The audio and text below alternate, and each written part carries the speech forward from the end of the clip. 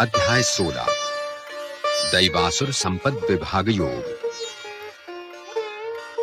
श्री कृष्ण बोले, भय का सर्वथा अभाव, अंतःकरण की पूर्ण निर्मलता, तत्व ज्ञान के लिए ध्यान योग में निरंतर दृढ़ स्थिति और सात्विक दान, इंद्रियों का दमन, भगवान, देवता और गुरुजनों की पूजा तथा अग्निहोत्र आदि उत्तम कर्मों का आचरण एवं वेद शास्त्रों का पठन पाठन तथा भगवान के नाम और गुणों का कीर्तन, स्वधर्म पालन के लिए कष्ट सहन और शरीर तथा इंद्रियों के सहित अंतःकरण की सरलता, मन, वाणी और शरीर से किसी प्रकार भी किसी को कष्ट न देना, यथार्थ और प्रिय भाषण, अपना अपकार करने वालों पर भी क्रोध का न होना, कर्मों में कर्तापन के अभिमान का त्याग, अंतःकरण की उपरति अर्थात चित्त की चंचलता का अभाव, किसी की भी निंदादि न करना, सब भूत प्राणियों में हेतु रहित दया,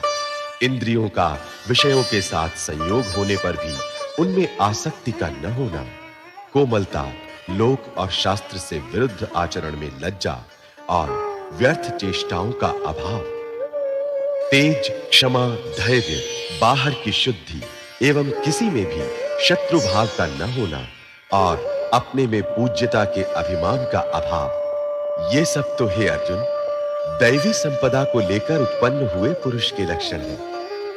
हे पार्थ, दंभ, घमंड और अभिमान तथा क्रोध, कठोरता और अज्ञान भी ये सब आसुरी संपदा को लेकर उत्पन्न हुए पुरुष के लक्षण हैं। दैवी संपदा मुक्ति के लिए और आसुरी संपदा बांधने के लिए मानी गई है।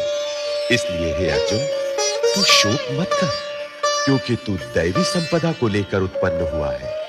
हे अर्जुन, इस लोक में भूतों की सृष्टि यानी मनुष्य समुदाय दो ही प्रकार का है, एक तो दैवी प्रकृति वाला और दूसरा आसुरी प्रकृति वाला। उनमें से दैवी प्रकृति वाला तो विस्तार पूर्वक कहा गया, अब तो आसुरी प्रकृति वाले मनुष्य समुदाय को भी विस्तार पूर्वक मुझसे सुन। आसुर स्वभाव वाले मनुष्य प्रवृत्ति और निवृत्ति इन दोनों को ही नहीं जानते, इसलिए उनमें न तो बाहर भीतर की शुद्धि है, न श्रेष्ठ आचरण है और न सत्य भाषण ही है। वे आसुरी प्रकृति वाले मनुष्य कहा करते हैं कि जगत आश्रय रहित, सर्वथा असत्य और बिना ईश्वर के अपने आप केवल स्त्री पुरुष के संयोग से उत्पन्न है, अतएव केवल काम ही इसका कारण है, इसके सिवा और क्या है।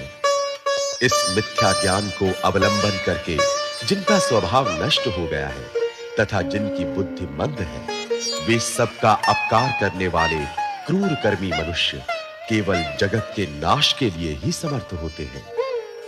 वे दंभ, मान और मद से युक्त मनुष्य किसी प्रकार भी पूर्ण न होने वाली कामनाओं का आश्रय लेकर अज्ञान से मिथ्या सिद्धांतों को ग्रहण करके और भ्रष्ट आचरणों को धारण करके संसार में विचरते हैं तथा वे मृत्यु पर्यंत रहने वाली असंख्य चिंताओं का आश्रय लेने वाले, विषय भोगों के भोगने में तत्पर रहने वाले और इतना ही सुख है इस प्रकार मानने वाले होते हैं। वे आशा की सैकड़ों फांसियों से बंधे हुए मनुष्य काम क्रोध के परायण होकर विषय भोगों के लिए अन्याय पूर्वक धनादि पदार्थों का संग्रह करने की चेष्टा करते हैं। वे सोचा करते हैं कि मैंने आज ये प्राप्त कर लिया है और अब इस मनोरथ को प्राप्त कर लूंगा, मेरे पास ये इतना धन है और फिर भी ये हो जाएगा। वो शत्रु मेरे द्वारा मारा गया और उन दूसरे शत्रुओं को भी मैं मार डालूंगा। मैं ईश्वर हूं, ऐश्वर्य को भोगने वाला हूं, मैं सब सिद्धियों से युक्त हूं और बलवान तथा सुखी हूं। मैं बड़ा धनी और बड़े कुटुंब वाला हूं, मेरे समान दूसरा कौन है। मैं यज्ञ करूंगा, दान दूंगा और आमोद प्रमोद करूंगा। इस प्रकार अज्ञान से मोहित रहने वाले तथा अनेक प्रकार से भ्रमित चित्त वाले, मोह रूप जाल से समावृत और विषय भोगों में अत्यंत आसक्त आसुर लोग महान अपवित्र नरक में गिरते हैं। वे अपने आप को ही श्रेष्ठ मानने वाले घमंडी पुरुष धन और मान के मद से युक्त होकर केवल नाम मात्र के यज्ञों द्वारा पाखंड से शास्त्र विधि रहित यजन करते हैं। वे अहंकार, बल, घमंड, कामना और क्रोध आदि के परायण और दूसरों की निंदा करने वाले पुरुष अपने और दूसरों के शरीर में स्थित मुझ अंतर्यामी से द्वेष करने वाले होते हैं। उन द्वेष करने वाले पापाचारी और क्रूर कर्मी नराधमों को मैं संसार में बार-बार आसुरी योनियों में ही डालता हूं।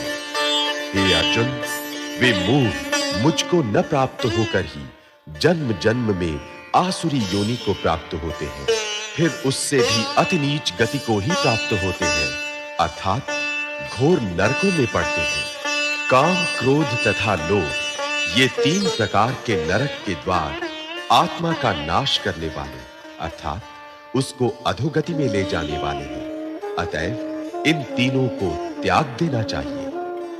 हे अर्जुन, इन तीनों नरक के द्वारों से मुक्त पुरुष अपने कल्याण का आचरण करता है। इससे वो परम गति को जाता है, अर्थात मुझको प्राप्त हो जाता है। जो पुरुष शास्त्र विधि को त्याग कर अपनी इच्छा से मनमाना आचरण करता है, वो न सिद्धि को प्राप्त होता है, न परम गति को और न सुख को ही। इससे तेरे लिए इस कर्तव्य और अकर्तव्य की व्यवस्था में शास्त्र ही प्रमाण है। ऐसा जानकर तू शास्त्र विधि से नियत कर्म ही करने योग्य है।